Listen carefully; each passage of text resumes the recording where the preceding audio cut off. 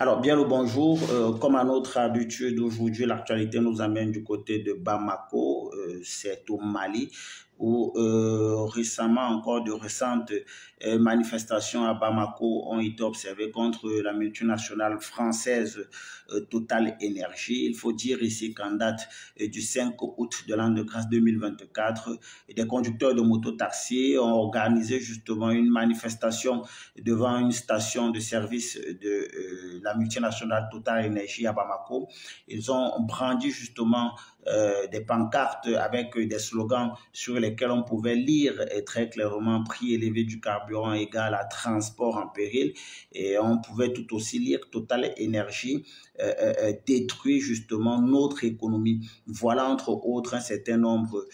d'éléments qui étaient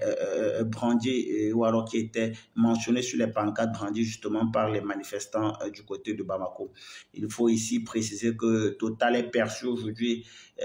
comme un monopole sur le marché des hydrocarbures au Mali et précisément aussi au Burkina Faso. Il faut tout aussi dire que cette domination permet justement à la multinationale française d'exercer une influence quand même assez considérable, souvent au détriment de l'économie locale. Nous savons que malgré cela, il y a un certain nombre de scandales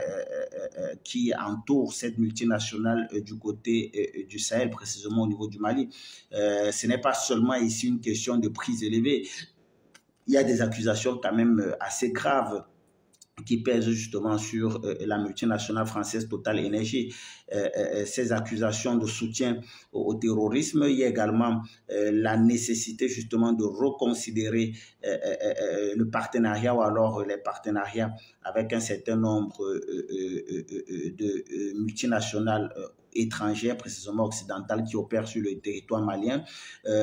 Total, à maintes reprises, a été accusé de soutenir le terrorisme au Mali. D'ailleurs, parmi les slogans des manifestants, on pouvait également lire soutenir le terrorisme, l'objectif de Total Énergie, c'est-à-dire que les manifestants également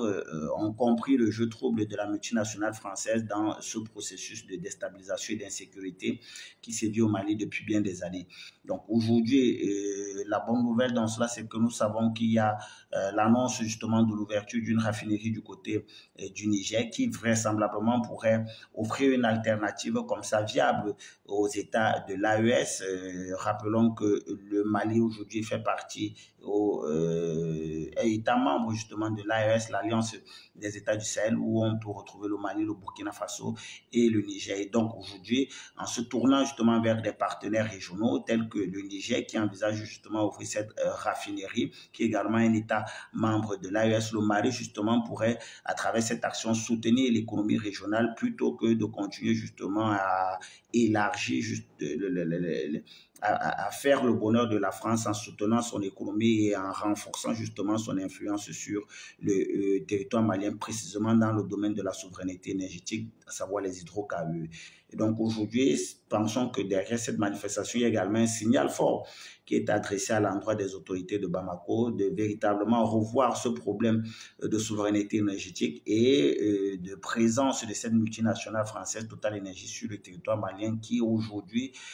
au-delà de participer justement à cette élévation du niveau de vie, en plus et en pire même, travaille contre l'État malien en entretenant, en finançant, en aidant les terrorismes qui opèrent sur le territoire malien. Donc, c'est un signal fort adressé à l'endroit des autorités maliennes pour véritablement laisser ce partenaire, cet ancien partenaire, et de se réorienter vers des partenaires régionaux tels que le Niger pour véritablement renforcer non seulement l'économie de cette région, mais mieux encore de répondre à ces défis sécuritaires dont Total s'est montré